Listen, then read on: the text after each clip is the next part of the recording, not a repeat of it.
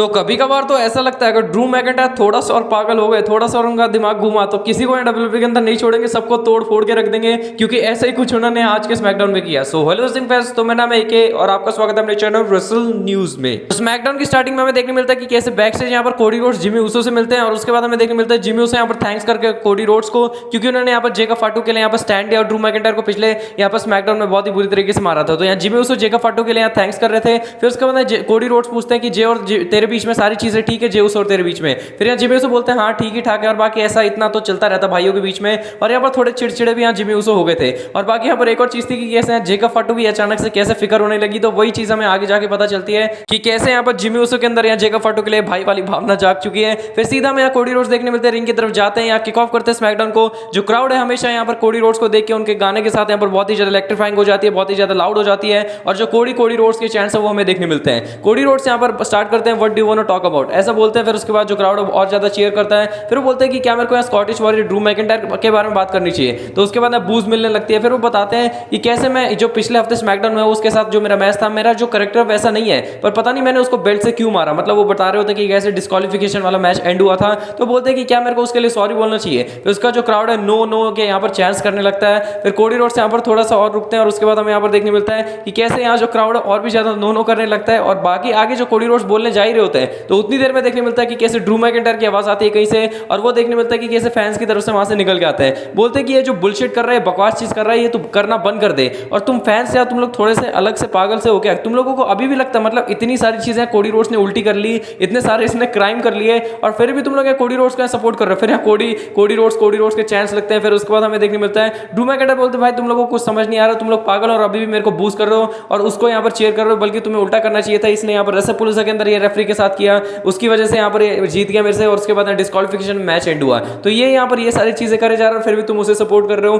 फिर उसके बाद बताते हैं कि कैसे चलो अब बात करते हैं जेकब फाटू के बारे में। तो यहाँ बोलते हैं बूज मिलने लगती है। बोलते हैं कि कैसे जो जेकब फाटू उसके ऊपर मैंने अटैक नहीं किया है, भले तुम लोग यहाँ पर मानो ना मानो, मेरे को भले ही उस फैमिली से बहुत ज्यादा नफरत है, बहुत ही ज्यादा बकवास फैमिली लगती है मेरे को, बहुत ही बकवास चीज है, पर फिर भी मेरे को यहाँ पर मतलब मैं बता देता हूँ कि कैसे मैंने उसके ऊपर अटैक नहीं किया था। और उसके बाद यहाँ बताते हैं कोडी रोड्स तेरी बात रही तो तेरे को मैं यहाँ बहुत ही बुरी तरीके से मतलब बता रहा हूँ कि तू ये जो सारी चीजें कर रहा गलत है, और तेरे को मैं यहाँ पर आगे जाके ठोकने वाला हूँ। तो यहाँ इतनी सारी चीजें ड्रू मैकिंटायर ने बता दी कि कैसे वो बहुत ज्यादा तंग हो चुके हैं। फिर कोडी रोड्स भी यहाँ पर बोलते हैं कि कैसे भाई बहुत हो गया ये बकवास करना बंद कर, तू हमेशा यहाँ पर आता है बकवास करने लगता है माइक पे, तेरे से और कुछ होता नहीं है, और बाकी तेरे को चैंपियनशिप मैच चाहिए, तेरे को अभी के अभी देता हूँ। तो यहाँ पर हम कोडी रोड्स रेडी हो गए थे, यहाँ पर सूट वूट निकाल देते हैं, यहाँ पर कोट निकालते हैं, और यहाँ पर रेडी हो गए थे इस मैच के लिए। यहाँ ड्रू मैकिंटायर भी गुस्से में जा रहे थे आगे, पर अचानक से एक ऐसा बंदा है पीछे से फायर करता है, मतलब कोई यहाँ पर कोई स्टोरी लाइन थी नहीं, पर फिर भी यहाँ पर हमें पता चलता है कि कैसे जिमी ऊसो या जेकब फाटू के लिए ड्रू मैकिंटायर के ऊपर अटैक करते हैं। या ड्रू मैकिंटायर और यहाँ जिमी ऊसो का हमें देखने मिलता है एक ब्रॉल देखने मिलता है, सिक्योरिटी गार्ड्स आते हैं अलग करते हैं, और यहाँ देखने मिलता है जिमी ऊसो बहुत ज्यादा गुस्से में था, और इतने गुस्से में तो मेरे को नहीं लगता आज तक जिमी ऊसो को देखा था।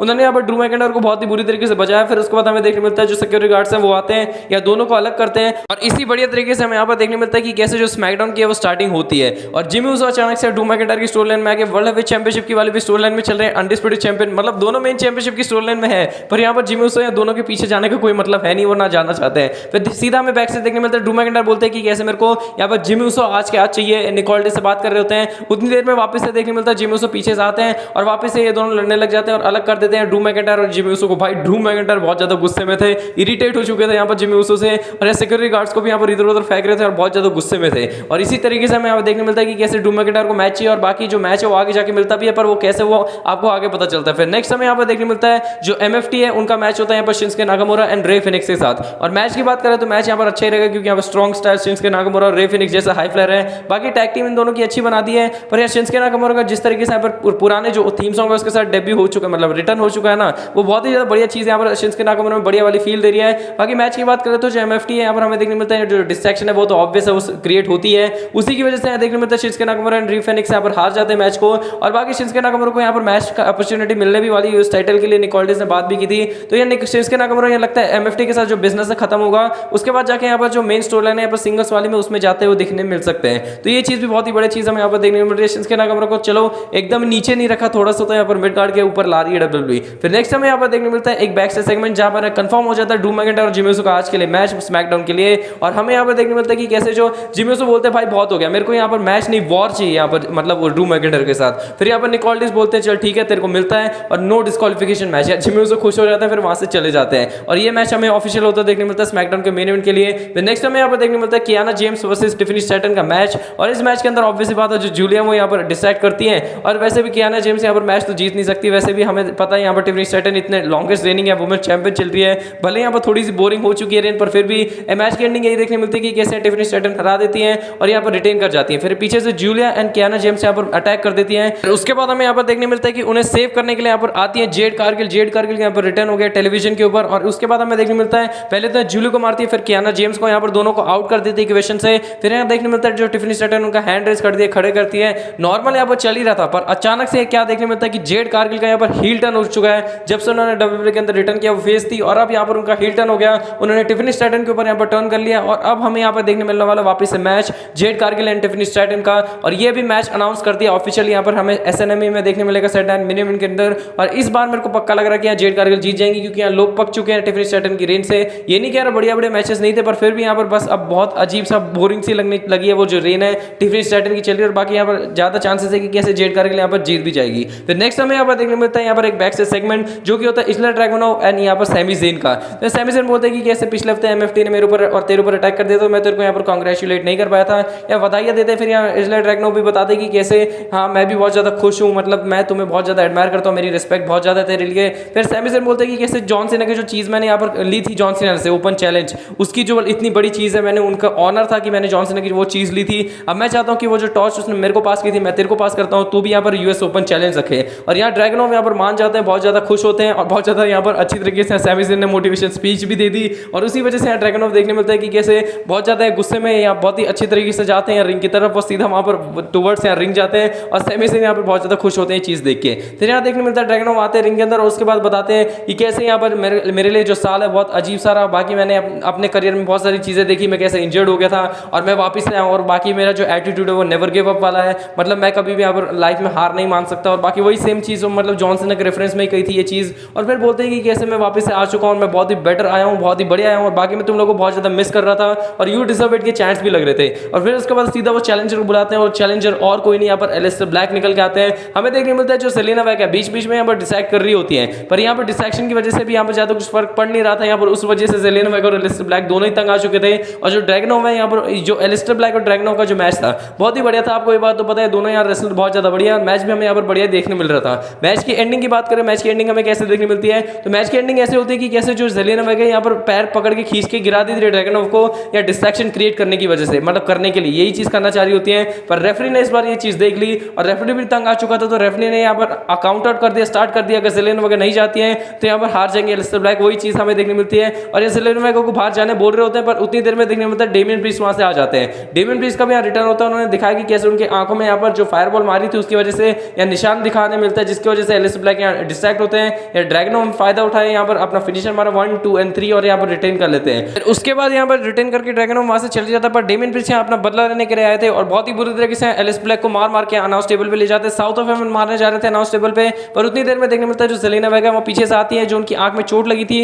वहाँ पर मारती है, जिसकी वजह से एलिस्टर ब्लैक और सेलिना वैग को भागने का मौका मिल जाता है, और डेमियन प्रीस्ट यहाँ पर स्टैंड होल्ड करते हैं, बहुत ज्यादा गुस्से में होता है। बाकी एलिस्टर ब्लैक और डेमियन प्रीस्ट की जो स्टोरी लाइन है वो अभी भी यहाँ पर कंटिन्यू होने वाली है। फिर सीधा हमें यहाँ पर देखने मिलता है स्मैकडाउन का मेन इवेंट, जो कि होता है Drew McIntyre versus Jimmy Uso, ये नो डिस्क्वालिफिकेशन मैच। मैच की बात करें तो मैच यहाँ पर बहुत ही अच्छा था, अच्छा खासा मैच हमें यहाँ पर देखने मिला, टेबल्स वगैरह चेयर्स वगैरह का बहुत सारी चीज़ों को यूज भी हुआ, और बाकी यहाँ पर जिमी ऊसो का अलग ही चल रहा है। अगर आप देखेंगे वर्ल्ड हेवीवेट चैंपियनशिप के लिए यहाँ पर सीएम पंग और जे ऊसो है वो आपस में यहाँ पर भिड़ने वाले हैं। वर्ल्ड हेवीवेट चैंपियनशिप के लिए यहाँ पर उनका अलग यहाँ पर रोल है, यहाँ पर जे ऊसो के सामने से यहाँ पर अलग तरीके से देखने मिल रहा है। कोडी रोड्स के साथ फ्रेंडशिप है, ड्रू मैकिंटायर के साथ यहाँ पर अगेंस्ट में, और यहाँ पर अलग ही देखने में मतलब जिमी ऊसो हर जगह यहाँ पर है। मतलब एक तरीके से कहेंगे तो यहाँ मेन टाइटल पिक्चर के अंदर है, पर यहाँ पर एक भी टाइटल उनके पास है नहीं, भले ही कोई सी भी हो, यूनाइटेड स्टेट्स चैंपियनशिप या फिर आईसी टाइटल, कोई सी भी बात करें तो यार जिमी ऊसो का बहुत ही बढ़िया चीज़ चल रही है, जो भी चल रही है ना कुछ करते हुए भी यहाँ पर दोनों मेन वर्ल्ड टाइटल पिक्चर के अंदर है, जो कि बहुत ही बढ़िया चीज़ है। तो सीधा मैच की बात करते हो, मैच के अंदर हमें यहाँ पर देखने मिलता है कि स्टार्टिंग में तो जो जिमी ऊसो यहाँ पर मार रहे थे सुपर किक वगैरह हमें यहाँ पर देखने मिलता है। पहले स्टार्टिंग में जिमी ऊसो ही डोमिनेट करते हैं, पर उसके बाद आखिरी में जो ड्रू मैकिंटायर है उनका जो मतलब जो पारा वो ऊपर चढ़ जाता है सर से,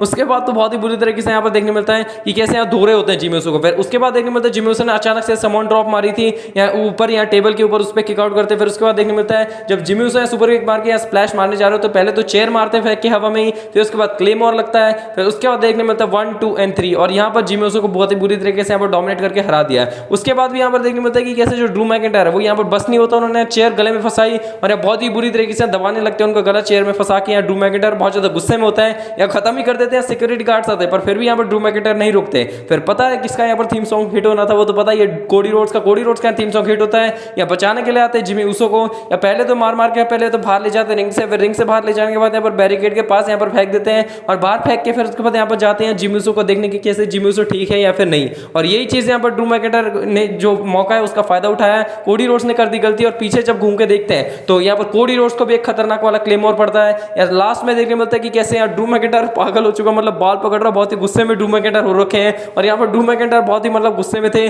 पूरी तरीके से जिमी ऊसो को भी तोड़ दिया, फिर उसके बाद कोडी रोड्स को भी तोड़ दिया। और ड्रू मैकिंटायर बहुत थक चुके हैं, ये बार बार जो बकवास चीज चल रही है वो मतलब उनके हिसाब से ये बकवास चीज चल रही है कि कैसे बार बार कोडी रोड्स से बच के निकल जाता है, बार बार जीत जाता है। और लास्ट में ये बता रहे होते हैं कि कैसे मैं यहाँ पर चैंपियनशिप लेने वाला हूँ तेरी, और बाकी उसके बाद 39 मिनट के अंदर जो मैं करने वाला हूँ वो यहाँ पर तेरा खत्म होगा, यहाँ पर मेरी स्टोरी यहाँ पर खत्म होगी। और फिर उसके बाद इसी तरीके से स्मैकडाउन है जो ऑफ एयर चला जाता है और इतनी बढ़िया तरीके से हमें स्मैकडाउन की एंडिंग देखने मिलती है। स्मैकडाउन में इतना ज्यादा कुछ खास था नहीं कि यहाँ पर बहुत ही बढ़िया वाली स्मैकडाउन कहे, पर यहाँ पर जो चीज है यहाँ पर तो स्टोरी प्रोग्रेशन वो हमें देखने मिलती है ड्रू मैकिंटायर और कोडी रोड्स के मैच के लिए। और बाकी जो नई नई चीजें हैं जैसे कि यहाँ पर ड्रैगन ऑफ न्यू चैंपियन बन चुके हैं, एमएफटी का नया लुक है, तो सारी बड़ी बड़ी चीजें यहाँ पर थी, तो पर यहाँ अलग से जो फील है वो नहीं हुई। बाकी स्मैकडाउन आपको अच्छा लगा हो तो आप कमेंट सेक्शन में बताएं। अगर वीडियो अच्छी लगे तो लाइक करें, चैनल को सब्सक्राइब करें। मैंने सारी स्मैकडाउन की हाईलाइट अच्छे से एक्सप्लेन कर दिया है। बाकी ऐसे इंटरेस्टिंग न्यूज अपडेट सारे शो के हाईलाइट देखने के लिए चैनल को सब्सक्राइब करके चैनल पे बने रहे और ऐसे इंटरेस्टिंग कंटेंट आपको यहाँ चैनल पे देखने मिलने वाला है। तब तक के लिए racing fans take care and good bye.